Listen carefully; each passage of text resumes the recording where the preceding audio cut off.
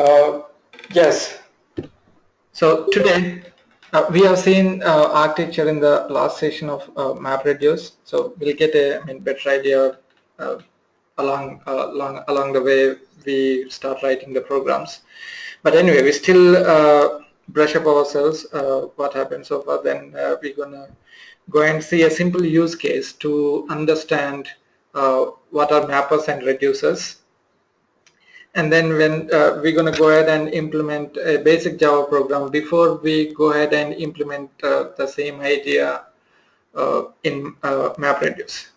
So that, this would give us a clear picture that the difference between implementing the same idea in Java, in Eclipse outside, and implementing the same thing in MapReduce. But the last thing might take one whole session. Probably we'll keep it separate instead of dividing into parts. So let's go ahead and see, just brush up ourselves what happened so far. So this is a solution for the big data problem. Then the two core components of Hadoop are HDFS, which is the storage part, and MapReduce is the processing part. So the main problem with the big data was that how to store it and how to process it. So the HDFS was a storage solution, and MapReduce is the processing solution. So even in this one, it's nothing new. We're going to see how this MapReduce is implemented. It is basically that kind of divide and conquer algorithm. If you have done it, it's the same basic idea, but they implemented it in a way that things can scale up very quickly. So let's brush up what happened so far. So even in MapReduce, we have the similar architecture to HDFS, but there are two different logical layers. So here they're going to be multiple process gonna run parallelly. So we needed someone to oversee things. So the job tracker is the one, and its responsibility is to run all the processes. If something fails, reallocate it to someone else. So the task trackers, normally they run on data nodes. There is a concept called data locality in Hadoop, in MapReduce. So it tries to run the job where the data is available. So if one job is about to run, it is not going to assign a random, instead of assigning a random data node, and it is going to look for the data where it exists, and it tries to run it on the same data node if any slot available to run the job.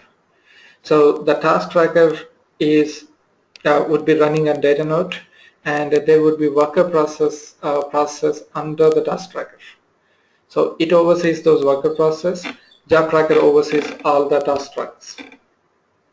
So if one process fails, a worker process fails, the task tracker is going to report it back to the job tracker, and the job tracker is going to assign the same job to someone else, to the same task tracker. But if the task tracker fails, then it has to assign all the jobs on the task tracker to someone else, because there is no way to know how things are going if the task tracker fails, even though the worker processes are running. So these are the responsibilities of the MapReduce. It's not exactly execution. These kind of responsibilities of the MapReduce. The resource management. It is going to look for, who is available to run the jobs and who got free slots, and it can also schedule tasks. And job coordination, because multiple jobs would be running parallelly, and each would be talking to one another. So they need some coordination. At the same time, the job progress. So how the jobs are running, how they are progressing. If something fails, so it has to reassign to someone else. So it's the same thing, tracking failures and reruns. So we have seen this. So a client is going to request to run a job, and a job ID will be assigned. Job tracker is going to assign that to a task tracker. Task tracker is going to run it on using a worker processor. But the task tracker and worker processor, they would be running on two different JVMs because of some good reason. If a worker processor, which would be the program we would be writing, if there is a memory leakage or something else which could hang the system, so the task tracker would be going down, bringing down, all the other processes down. So the job tracker will have to assign all the jobs under this task tracker to someone else. So we have seen up to that. So let's go and see a use case which actually, simulates the exact way how this MapReduce works in a real use case. This is just for the illustration. Say if you are being given a task to count the population across all the cities in California. So it's a big task. Basically, it's a big task. And you are given this task to count the population in each city of this California state. The state is huge. So, you're going to divide that into cities, and then how you go about doing it. So the basic approach for the problem is that it is still the same, that divide and conquer classic approach. You're gonna send a person to each city. This is kind of very basic naive approach. So you're gonna assign a city to a person. So just for example, if you take 3 cities, so we need 3 people, and you assigned 3 people, 3 cities, 3 different cities. So their job is to go to the city and knock each door, and you have given specific instructions. For example, we are ignoring a lot of other factors, and we are considering only few specific things. So imagine that you have given them very specific instructions about what to do, part of this census. So each person gonna go to their respective cities, knock the door of starting with first house, knock the door, and ask them how many people are living in there, and is going to write, say, the code for the city, say San Francisco, SFO, San Jose is yes, that, and LA, Los Angeles. So if you are giving him the clear instructions about what to do after going there, so write the code, next to it write the number of people living in that household. So this is very naive approach. So if he does that, and 3 people, if they are doing parallelly in 3 different cities, and suppose say it takes 8 months to finish it. So when they finish it, they would be sending these results back to headquarters or an office in somewhere in California, and we will have one more person there to aggregate all these results from each person from each city. So here the person's job is at the headquarters to aggregate or give a total population of the each city. So this approach looks real simple now, but this exactly reflects the MapReduce. We're going to see how that is in a bit. But say here, if it is taking 8 months to finish the job, so the whole process went smooth and it was grand success.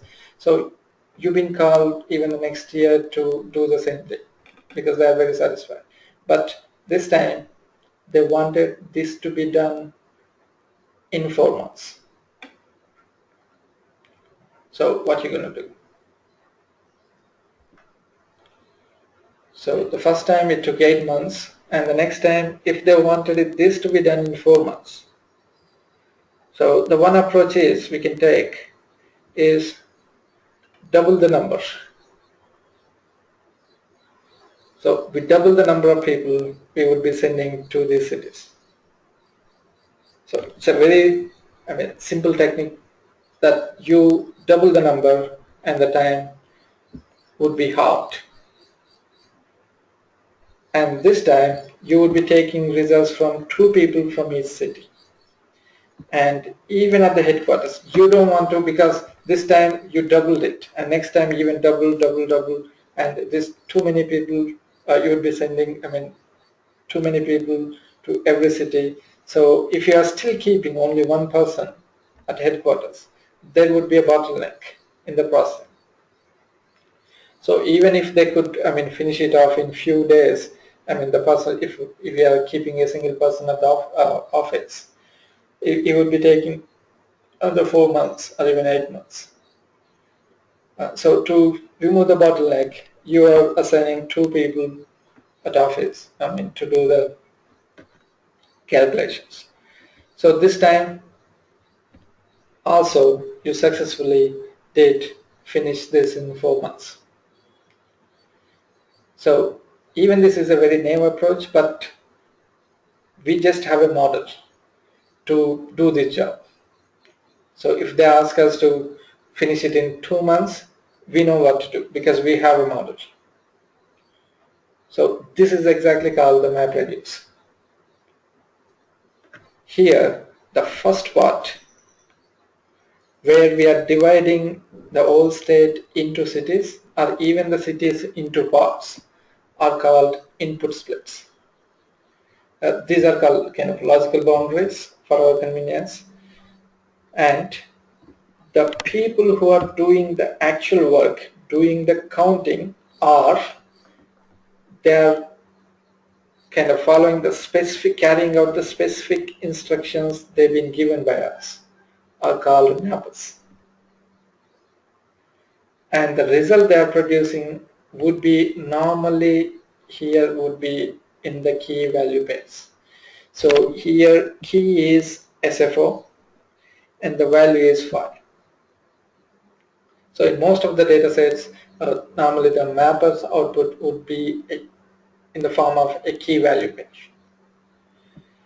So here the divided cities, the part of the city is an input split, and the persons who are doing the actual work are the mappers, and the result they are producing is the key value pairs. They are in the form of key value pairs, and this whole phase is called mapper phase, or simply map phase. And there are a couple more phases in it. There are shuffle phase and reduce phase.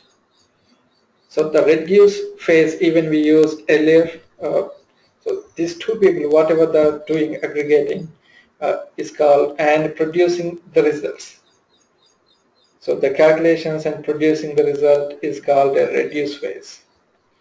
And there is one thing in between shuffle phase here, kind of sorting all the results from the mapper and transferring these results to the reduce phase.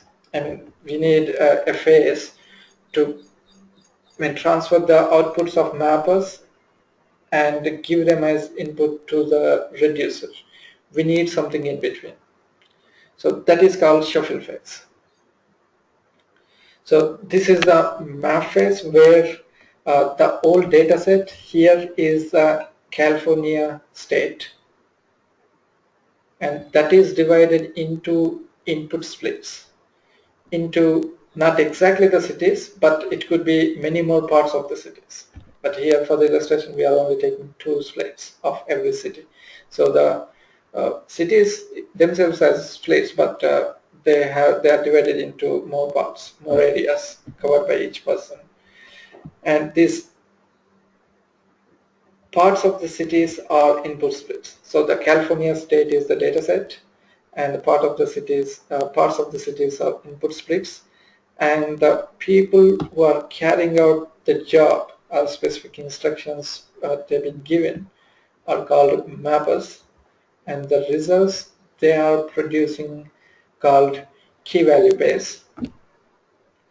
And because here we only got 6 people, but if there are too many of them, we need to sort that, because here the SFO produced 2 results, and one of them could be going to headquarter 1, other one could be going to headquarter 2. So there should be more specific instructions. At the same time, they should be sorted in the shuffle phase, and we'll see in a bit how the sorted one looks like. And then the shuffle phase is used to sort these things and then also transfer the results from mappers to reduce phase or reducers. In between they're going to do some sort, and then the sorted things will be transferred to reduce phase.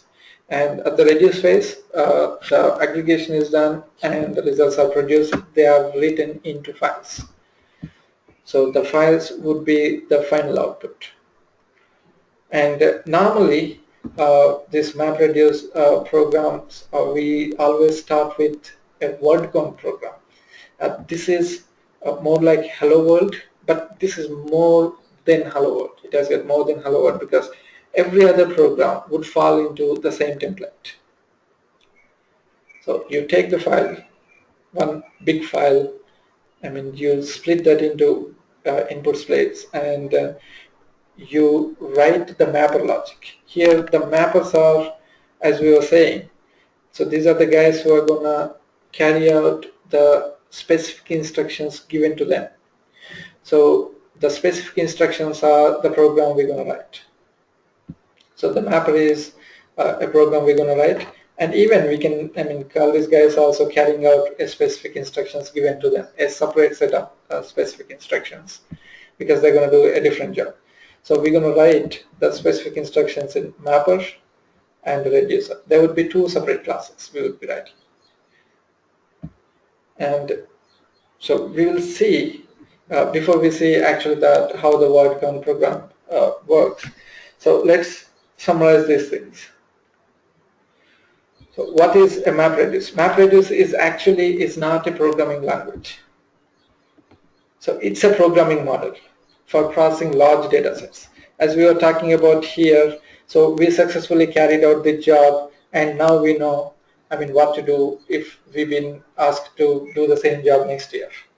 And even if they change the parameters, say we need to get this done in half of the time or 1/4 of the time, and we know what exactly we need to do. They tune the parameters and get the job done. That means we have a model. So this model is the MapReduce. So MapReduce is not a programming language. Instead, this is a model, a programming model which used for processing large data sets. And this Hadoop framework implements the MapReduce because it has got the class libraries to implement it, and its main responsibilities are managing communications, because there would be too many processes would be running parallelly. So they need communication among themselves. So MapReduce class libraries would manage the communication, would make it possible for the communication among these different objects, and also data transfers.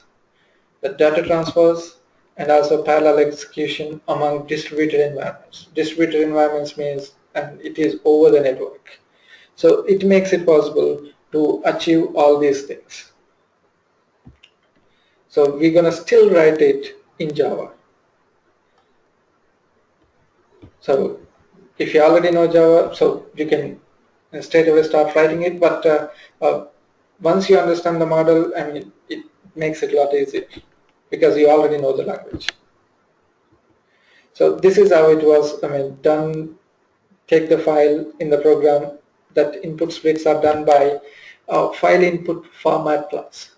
So it's in class from that library, and Hadoop class library, MapReduce class library. So this is going to carry out this input splits by itself, and there is a record reader. It implements this file input format class. We're going to see them before actually writing the program on MapReduce. In MapReduce, so the record reader is used to extract the text from the file. So if you give a file, we need an object to read the text out of the file, and then each input split is assigned a mapper, or it is assigned to a mapper, and all these mappers are run parallel, producing the result. So we have seen this yesterday. So input splits gonna go to the mapper, and in between shuffle and sort, and then the reducer, and this is gonna write to HDFS. So we need to have this file copied to HDFS, and the job can be in our local file system. So this is where our logic is. So this is where our logic is in the Java file. So we also going to implement mapper and reducer. The shuffle part it is going to take care of the sorting and shuffling, and then finally the reducer output result will be written to HDFS. In a specific path, we give it as an argument, and if there are two reducers, the result would be written into two different paths, two different files. So we're going to see this once we start writing the actual program on HDFS or in MapReduce. So if you take that, this is the one we're going to write it in a basic Java program today, and then we're going to keep that as a separate session, writing that in a MapReduce, because that first time writing it probably would take at least an hour. So we, do that in the next session. So this is what's going to happen. So these are the input splits. So if you say there are just the names, and we are doing the word count program, and we want to know how many times these words are repeated, or here the names are repeated. And the first thing is that input splits, and then a mapper is assigned to each input split, and after the mapper is run, so it is gonna have this kind of result. So it is gonna assign 1 to each name, but there are different mappers. So the David one appeared here, and David one appeared in the different mapper, and Ian appeared once here and once in the first mapper and once in the third mapper. So in the sort and shuffle, as you see, these are sorted into separate blocks. So once, so they are completely separated, and then they are fed to reducers as input. So at the reducer part, it is gonna aggregate it and then write it into a file.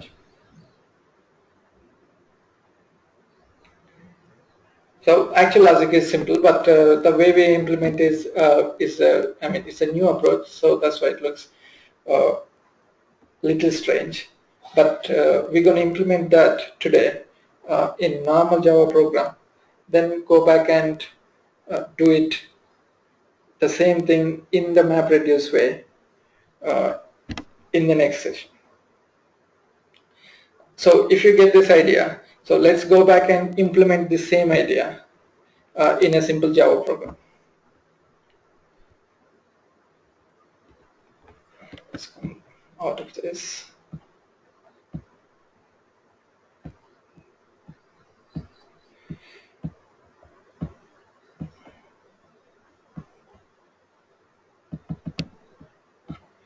So before we go in there, let's decide actually what we are going to do.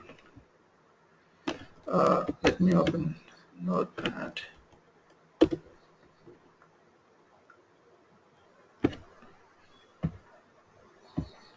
Something wrong.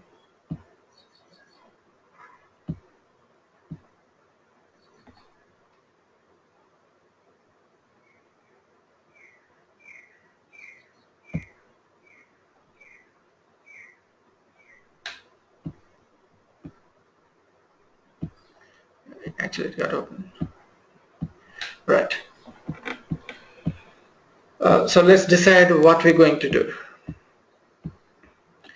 So we're gonna have a file, and here, as we're going to keep it real simple, let's take few sentences. Let's put them in a string,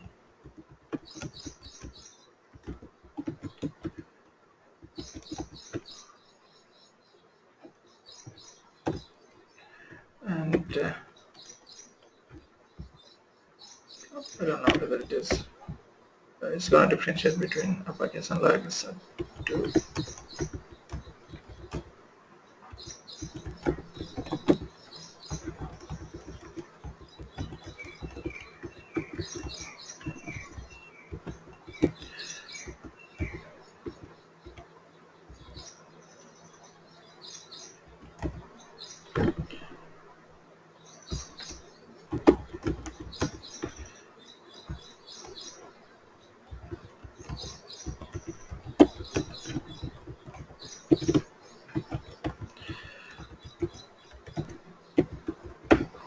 So let's consider a couple of sentences.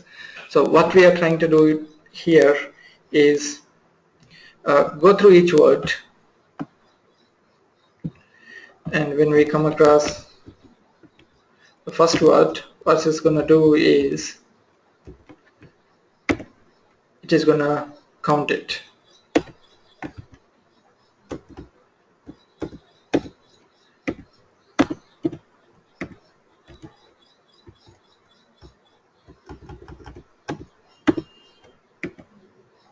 So when this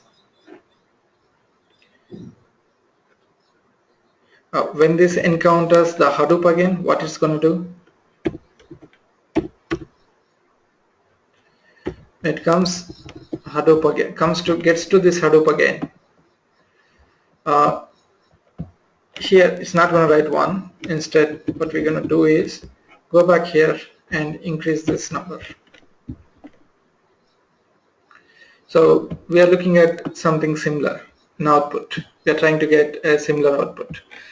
So we try to implement this here, and in the next session we will implement this in MapReduce, which normally takes about an hour for the first time if we are implementing it for the first time.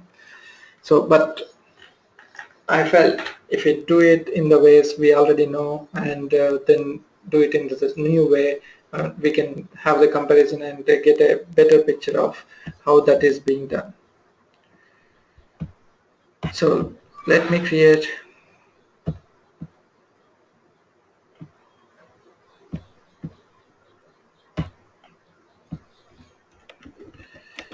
say word count.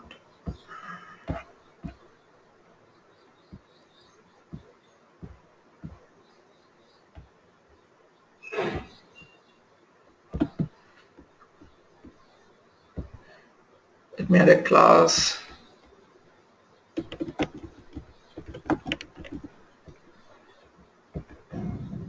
The main method. Here we go.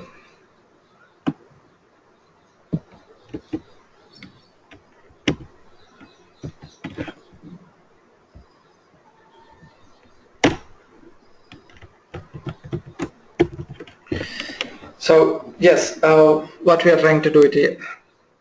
So we need what we need. We need some input. So let's take a string. Call this input.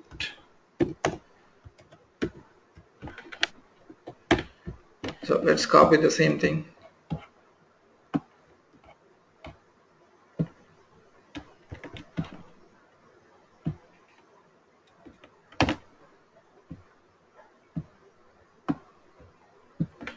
Okay, now we got some input. What else we need? We're gonna have a words list and also their counts. So let me take two array lists. One is of string, call it as word.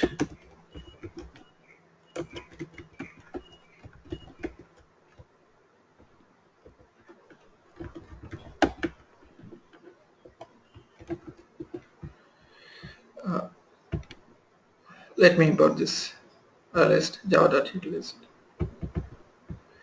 Okay, yeah, let's go ahead, and we need one more array list to do the count.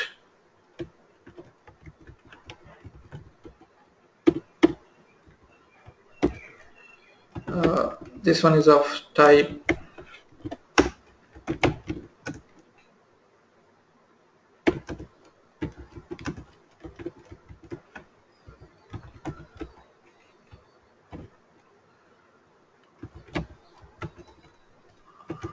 yes. Okay, so what is the next thing we would need is separate these words, go through each word and then increase that number. So how we go about doing this? So I'm going to use a string tokenizer.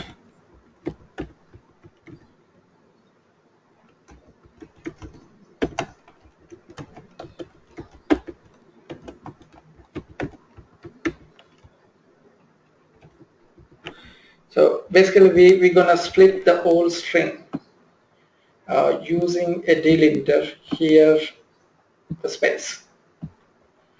So this string tokenizer takes, let's import it first. Let's say the overload.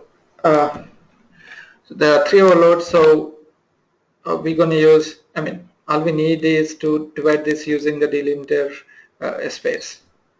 So what is the string, the input, and then we could actually, we are using the delimiter space. Probably this one, the default delimiter is the space. Even if you don't give it, it still works. So now we have this whole string into str as tokens.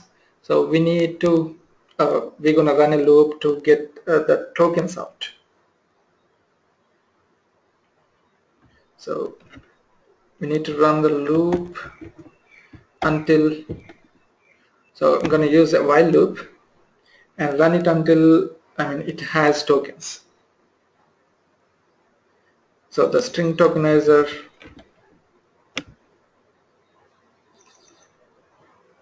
at a method has more tokens.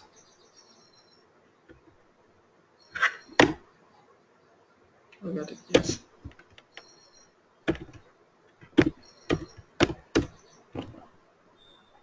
So until it has tokens, so what we're going to do? So we're going to take each token out, each word out. So how to get that word out? Each word is, the method is next token,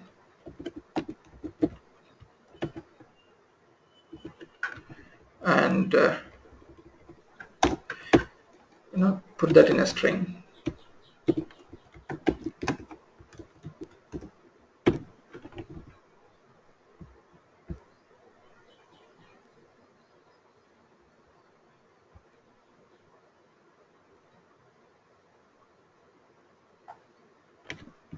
Okay, some error. What it is saying?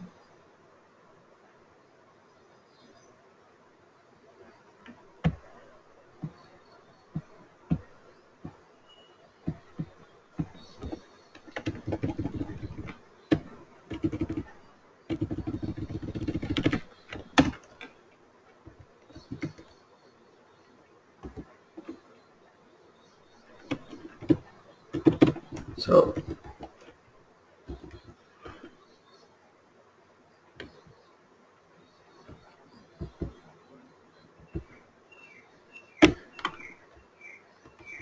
Oh, that's look okay. Oh, right. So probably the string we are declaring is of the same name. So silly me.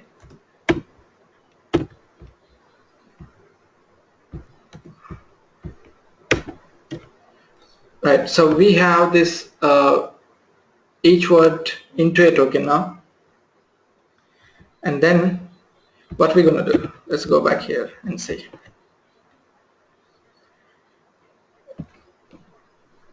So we already have these two array lists.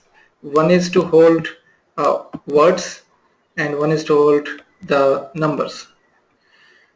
So the first thing we're going to check is, say if you are here, so we have to check if this word is already there in the array list. If it is already there, all we have to do is increase this number by 1.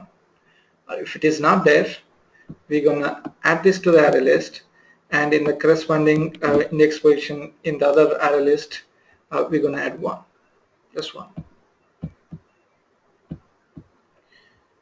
So that means one if condition. If the array list contains is a method which searches the array list, contains what? Here the token. It already contains the token, then we're gonna increment the corresponding number. Or probably else part is easy. We're gonna write this first.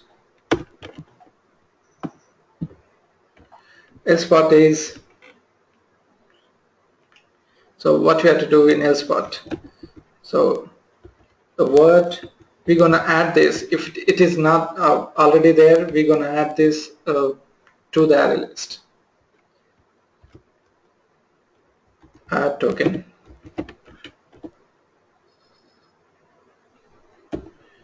And what we're gonna do in the corresponding index position of the other count array list, we're gonna add just one, number 1.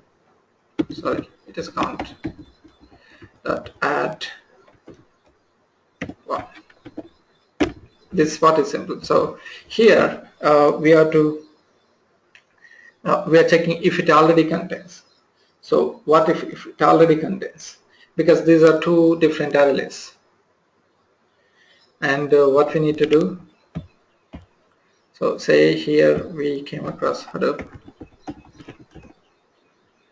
and say it is already containing, and we need to go back here.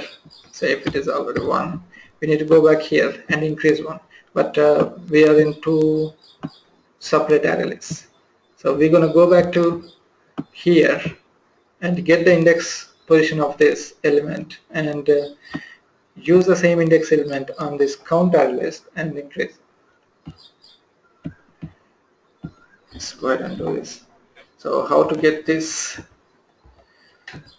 index of an element? That's a method, index of the token, and we need an integer to hold it.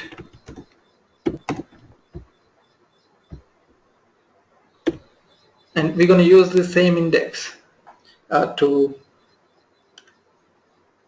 increase that corresponding value in that count array list. So how to get that? Count.set.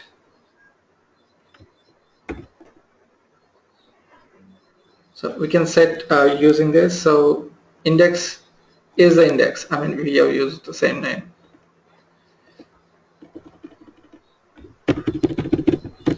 And how are we going to do it here?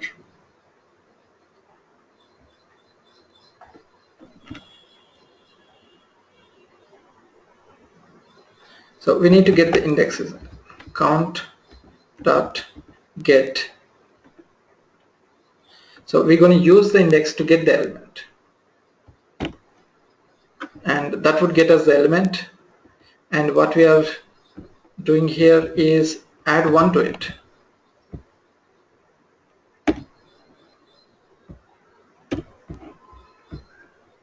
Add one to it. So we have updated, so we are getting the index number of this Hadoop from this word array list and going to this count array list and using the same index number, getting this element out and adding one to it. That's it. Simple. Let's try and see this. Okay, there's nothing because we haven't written print statement. So yeah, print these things out. Print the tokens out. Sorry, not the tokens. So the elements from the both the array lists.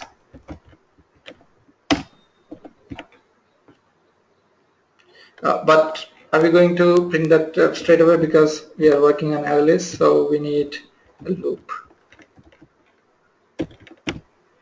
So I'm going to use a for loop. Let's put this back in there.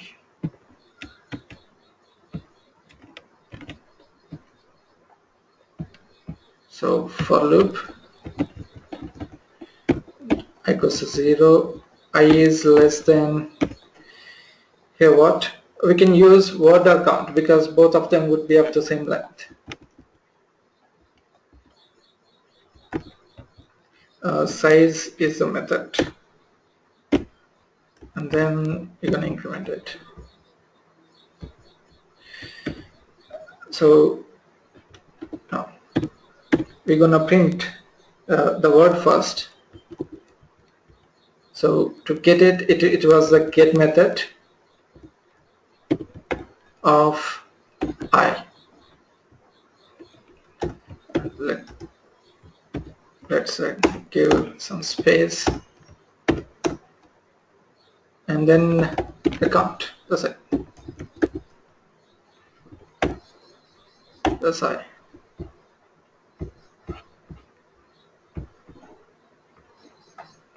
Yeah, there we go. So this is something works like a template. The same idea works like a template for, I mean, most of the kind of programs we write in MapReduce. So because the normal steps involved are, most of them are really common ones. Every time we're going to get a file, and most of the time it's unstructured data, and you read it and get that kind of valuable insights out of the data. So that would be in the logic, what you want to read.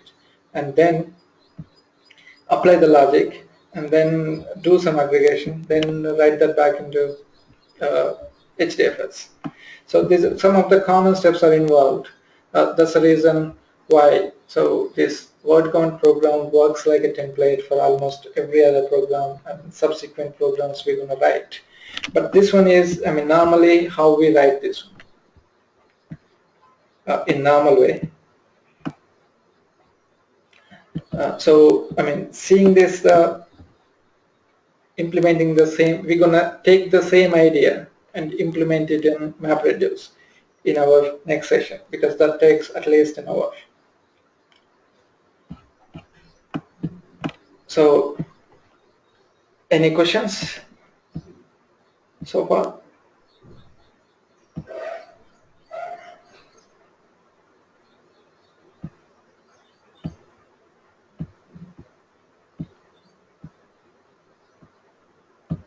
Yes, guys. Shall we, I mean, stop this here, and in the next session we're gonna implement this same idea in MapReduce on HDFS.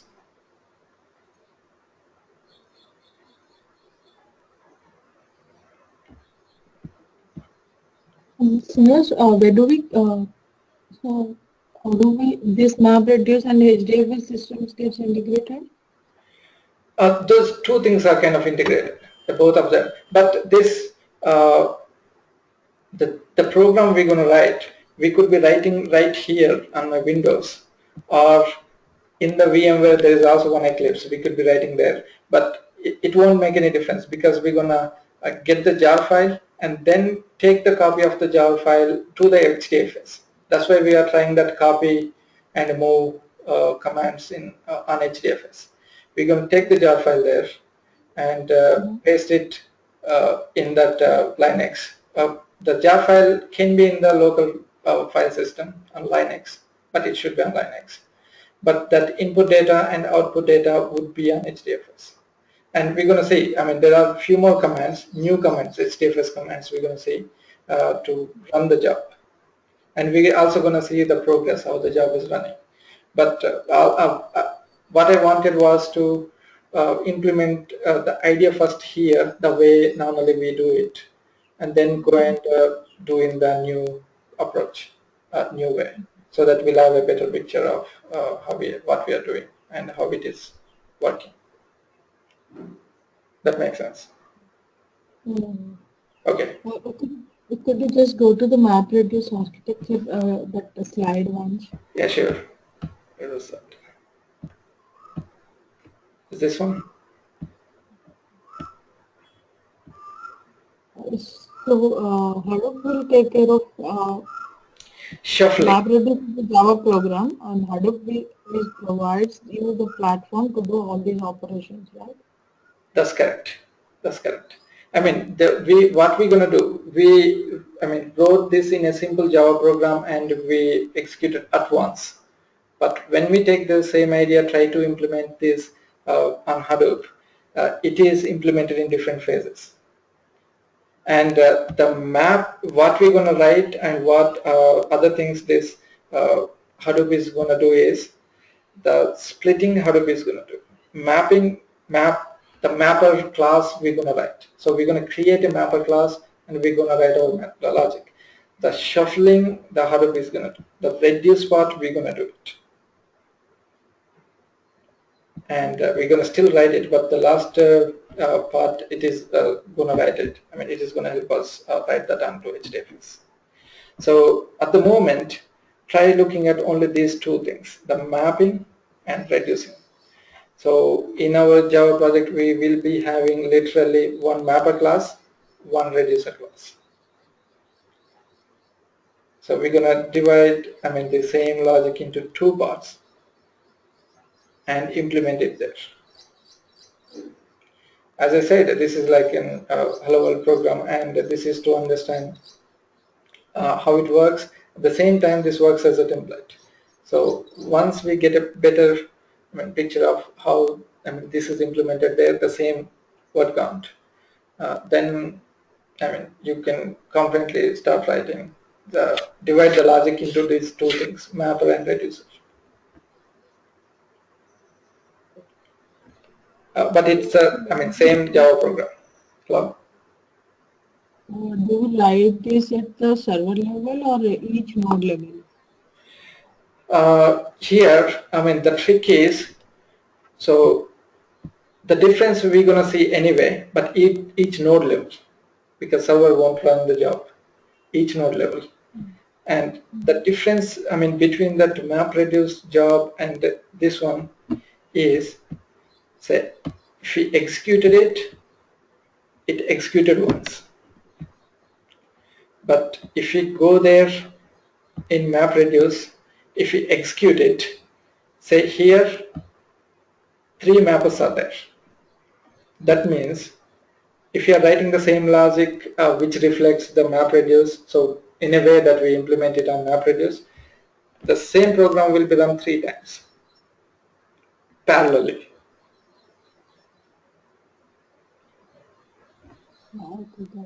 So yes, but here we are only talking about only 3 times, but this could be running 3 million times parallelly.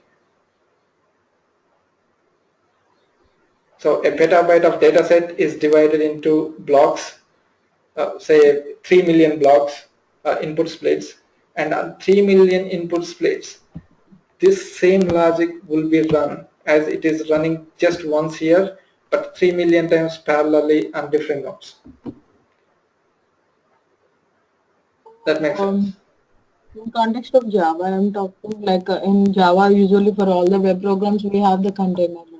Okay. It would be Logic or Java, so who is taking care of all these responsibilities. Okay. So in Hadoop also, would you explain in further classes like how this clustering will be managed and what is the container? Where do we deploy all these kind of stuff? So, I mean, once we start, I mean, we're gonna see few more classes. We're gonna see few classes before writing the program, and we're gonna see few more classes after writing the program. Because if you start going through each and every class, I mean, that's gonna take another 2 sessions or even more. So we're gonna see things like file input format.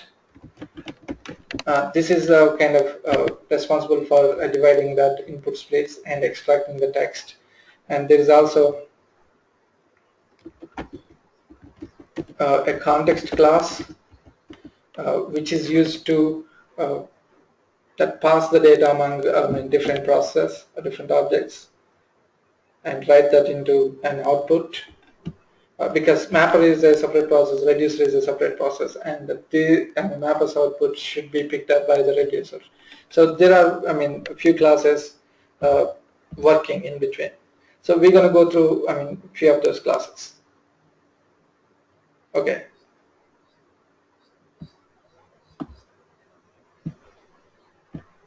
Yes. Okay, sir. All right. So we'll stop it here. And also, there's just one more thing. So tomorrow I'm actually attending a Microsoft Build conference. So I registered for it, but I wasn't expecting that I would, I mean, get that invite. So tomorrow I won't be able to make it, if that is okay. So we'll continue the class from Thursday morning, the same time. Hello? Okay, that is fine. All right. So I got this, I mean, confirmation in the last minute. So I realized, okay, I got the confirmation for this build tour. I mean, this is one happening in Hyderabad, in all of India. So tomorrow, we'll skip tomorrow, and we're going to continue with that MapReduce, implementing the same idea on MapReduce on Thursday morning. Okay.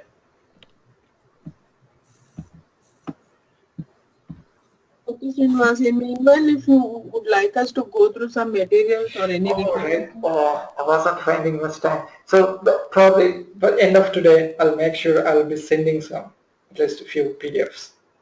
Definitely. Okay. Yeah, thanks, Srinivas. All right. Thanks a lot.